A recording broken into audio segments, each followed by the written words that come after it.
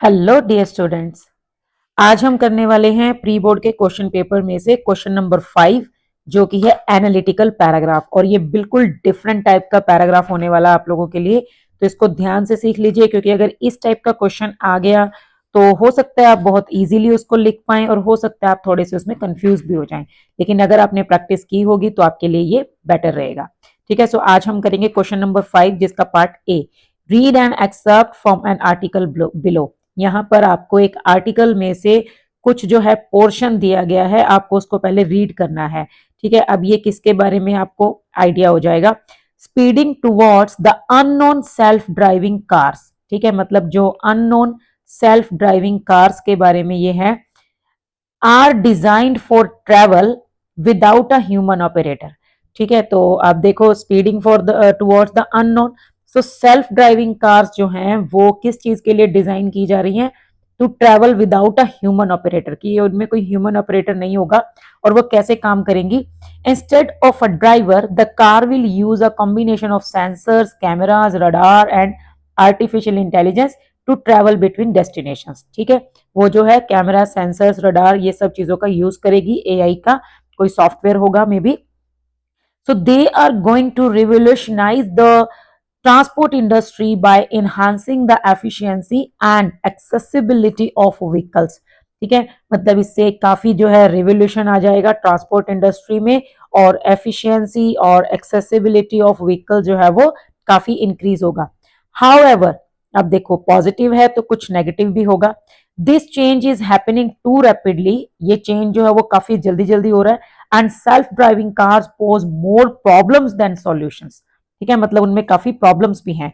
There are several concern with regard to the safety of such vehicles, मतलब काफी सारे concerns भी हैं जैसे सेफ्टी को लेकर, as well as their potential impact on employment. और इससे क्या होगा, ड्राइवर्स की जॉब चली जाएगी, है ना, काफी ज्यादा जो है वो मतलब इम्पैक्ट पड़ेगा एम्प्लॉयमेंट के ऊपर भी। अब ये आपने रीड कर लिया ध्यान से, आपको ये पता चल गया ये किसके बारे में है, सेल्फ ड्राइविंग कार्स के बारे में। ठीक है, मतलब फ्यूचर ऑफ सेल्फ ड्राइविंग का विद सेल्फ ड्राइविंग कार्स की हम किस तरह की हमें बेनिफिट्स मिलेंगे और किस तरह का हमें लॉसेस जो है वो देखने को मिलेंगे। अब आपको क्या करना है, right a paragraph in about 120 words analysing the argument surrounding self driving cars. ठीक है, अब आपको क्या करना है, 120 वर्ड्स में एक पैराग्राफ लिखना है एनालाइजिंग द आर्ग्यूमेंट। ठीक है, surrounding self driving cars, self driving cars के लिए ये जो आर्ग्यूमेंट किया गया है उसको आपने एनालाइज करना है। You can think about what alternative explanations might weaken the given conclusion.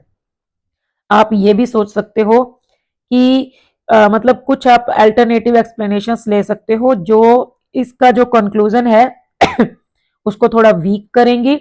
And include rational evidence that would strengthen और काउंटर द गिवन आर्ग्यूमेंट। और आप इसको स्ट्रेंथन भी कर सकते हो। देखो ये वाला पार्ट आपके लिए थोड़ा सा कंफ्यूजिंग रहने वाला है, अभी आगे देख लो एक बार। यू में बिगिन लाइक दिस, इस तरह से आप स्टार्टिंग कर सकते हैं। I believe self-driving cars offer more solutions than problems। ठीक है, और I believe self-driving cars offer more problems than solutions। देखो more solutions than problems या more problems than solutions। ठीक है, और यू में एंड, अब आपको एंड का सजेशन भी दे रखा है। For these reasons I believe that self driving cars are more helpful than problematic, और I believe that self driving cars are more problematic than helpful.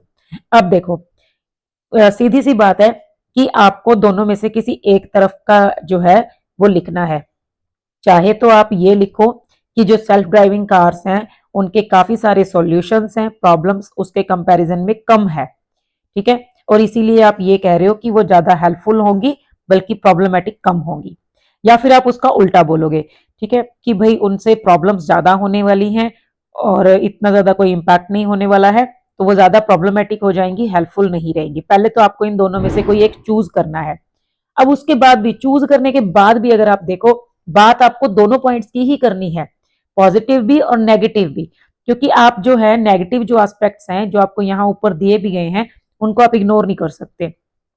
इस टाइप के पैराग्राफ में क्या होगा, सबसे पहले तो आप एक चूज करो कि आप उसके सॉल्यूशंस मतलब उसके बेनिफिट्स पे ज्यादा फोकस करोगे या उसकी प्रॉब्लम्स पे ज्यादा फोकस करोगे।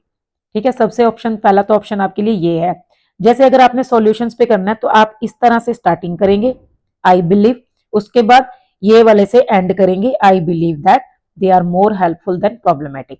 अब देखो, वैसे तो एनालिटिकल पैराग्राफ में हम अपने व्यूज नहीं देते होते, लेकिन यहाँ पर हमारे लिए टास्क यही है कि ये पढ़ के हमें अपना जो एक आर्ग्यूमेंट्स देने हैं, अपनी तरफ से स्ट्रेंथन करना है उसको या वीकन करना है। ठीक है, अब जो थोड़े से स्लो लर्नर्स हैं उनके लिए इस टाइप का पैसेज बहुत हेल्पफुल होने वाला है, क्योंकि उनको देखो क्या बिगिनिंग भी दे दी, एंडिंग भी दे दिया, और ये जो बीच का कंटेंट है ये भी ऑलमोस्ट दे ही दिया है। ठीक है, तो उस टाइप के जो स्टूडेंट्स हैं, मतलब जो थोड़ा सा एवरेज से नीचे जाते हैं, जिनको ये लगता है कि नहीं, तो उनके लिए मैं यही कहना चाहूंगी कि भाई इस क्वेश्चन को छोड़कर मत आ जाना। अगर आपने क्लास में कभी एनालिटिकल पैराग्राफ को ध्यान से नहीं देखा होगा, सुना नहीं होगा, मतलब अगर आपने उसको एक जस्ट देखा भी नहीं है कभी, तो फिर भाई बिना पढ़े जाओगे तो क्वेश्चन पेपर में आप उसको छोड़कर आ जाओगे, क्योंकि आपको लगेगा अरे ये तो मुश्किल सा टास्क है, पता नहीं क्या दे दिया, छोड़ो। लेकिन ये सबसे ज्यादा स्कोरिंग भी हो सकता है। तो ऐसी कंडीशंस में हो सकता है आपकी किस्मत बहुत अच्छी हो और आपको इस टाइप का क्वेश्चन आ जाए। ठीक है, तो अभी हम इसका मॉडल आंसर जो है वो देख रहे हैं, और मैं जो आपको मॉडल आंसर है वो दोनों तरफ से करा रही हूँ। थोड़ा सा हम देखेंगे कि इसी पैराग्राफ को हम कैसे मॉडिफाई कर सकते हैं, और इसी पैराग्राफ में कुछ माइनर से चेंजेस करके हम जो है हमारा पैराग्राफ है वो किस टाइप से लिख सकते हैं। तो चलिए चलते हैं हम दूसरी ऐप पे। ये हमारे पास जो है क्वेश्चन है। ठीक है, तो ये रहा हमारा question. Read an excerpt from an article below, same वही पैराग्राफ आपको यहाँ दिया हुआ है। उसके बाद राइट अ पैराग्राफ। ठीक है, यू में बिगिन लाइक दिस और यू में एंड लाइक दिस। ठीक है, ये बिगिनिंग की आपकी लाइन दे दी और ये एंडिंग की लाइंस भी दे दी। अब आपको जो है मतलब जैसा भी लिखना है, दोनों मैं दोनों की बात करूंगी। सबसे पहले हम सॉल्यूशंस वाले की बात करते हैं। ठीक है, सो आई बिलीव, आपको स्टार्टिंग तो ऐसे ही करनी है। I believe self-driving cars offer more solution than problems. Clear, ये लाइन तो हमारी क्लियर है। While concerns about safety and job losses are valid, देखो ऊपर जो हमें ये पैराग्राफ दिया गया था, इसके अंदर उसने सेफ्टी और इम्पैक्ट ऑन एम्प्लॉयमेंट की बात की है, तो हम इसी पॉइंट को स्ट्रेंथन कर रहे हैं थोड़ा सा। ठीक है, सो while concerns about safety and job losses are valid, technological advancements can significantly reduce human error. लेकिन इससे क्या होगा, ह्यूमन एरर जो है वो कम हो जाएगा अगर हम सही ढंग से टेक्नोलॉजिकल एडवांसमेंट्स का यूज करेंगे। Which is the main cause of most road accidents, मतलब जो ह्यूमन एरर है that is the main cause of road accidents. और अगर हम टेक्नोलॉजी का यूज करेंगे, उसमें सेंसर्स होंगे, कैमराज होंगे, तो काफी हद तक जो ह्यूमन एरर है उसको कंट्रोल किया जा सकता है। जैसे देखो भाई, ह्यूमन ही जो है ना, जो मोबाइल देख रहा है और उसका ध्यान डिस्ट्रैक्ट हो गया और एक्सीडेंट हो गया, या उसने ड्रिंक एंड ड्राइव किया, ठीक है, या फिर हम किसी के साथ बातें करते हुए जा रहे हैं और उस बातों में हम इतना ज्यादा एंगेज हो गए कि एकदम से हमारा कंट्रोल लूज हो गया, या फिर जैसे हम म्यूजिक इतना लाउड हमने चला रखा है कि हमें पीछे से किसी की हॉन्किंग की आवाज भी नहीं सुनाई दे रही और उस वजह से हमारी मिस्टेक हो गई। ठीक है, तो ये जो सारी मिस्टेक्स हैं, ह्यूमन एरर्स हैं, ये तो काफी रिड्यूस होंगी, तो ये इसमें इस पॉइंट को हाईलाइट किया गया। उसके बाद देखो, self driving cars are equipped with sensors and AI that can react faster than humans. और जो एआई और सेंसर्स होंगे वो थोड़ा फास्ट डिसीजन ले पाएंगे, reducing the risk of collisions. ठीक है, जिससे एक्सीडेंट्स के जो चांस है वो कम हो जाएंगे। Moreover they can provide mobility to people who can not drive.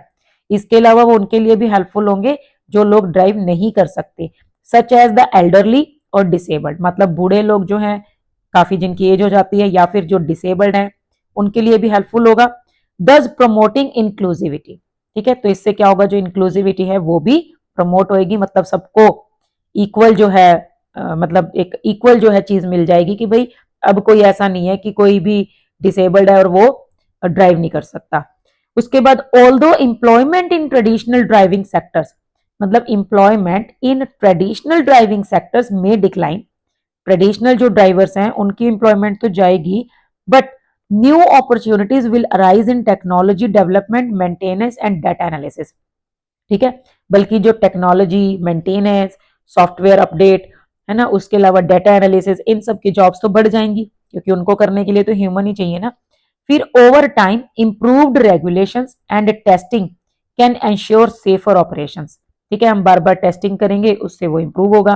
For these reasons, अब देखो इसने इस पैराग्राफ में क्या है, ज्यादातर पॉजिटिव पॉइंट्स दिए गए हैं कि जो सेल्फ ड्राइविंग कार्स है वो क्यों बेटर हैं। So I believe that for these reasons I believe that self driving cars are more helpful than problematic. अगर आपको उनके बेनिफिट्स ज्यादा बताने हैं तो आप इस टाइप से लिख सकते हो। अब हम दूसरा ऑप्शन देख सकते हैं जब हम प्रॉब्लम्स की बात कर रहे हैं कि भाई जैसे देखो ट्रेडिशनल जो लोग होंगे वो तो उसमें प्रॉब्लम्स ज्यादा देखेंगे, और जो आपकी एज के हैं जेन जी वाले, है ना, जिसको आप जेन जी बोलते हो, तो ये भाई थोड़ी उसमें सॉल्यूशन ज्यादा देखेंगे। तो आपके ऊपर डिपेंड करता है आप किस हिसाब से सोचते हो और उसी हिसाब से आपको लिखना है। अब ये दूसरा ऑप्शन हमारे पास क्या है, I believe self driving cars offer more problems than solutions, कि प्रॉब्लम्स ज्यादा होंगी, सॉल्यूशन कम होंगे। While they promise convenience safety, ठीक है, हालांकि वो कन्वीनियंट हैं, सेफ्टी दे रही हैं, the technology is still in its early stages and far from full proof, कि जो अभी भी लेकिन टेक्नोलॉजी है वो इतनी एडवांस नहीं हुई है, अर्ली स्टेजेस में है, और इतनी ज्यादा भी फुल प्रूफ नहीं हुई है कि भाई उसके ऊपर हम आंख बंद करके भरोसा कर लें।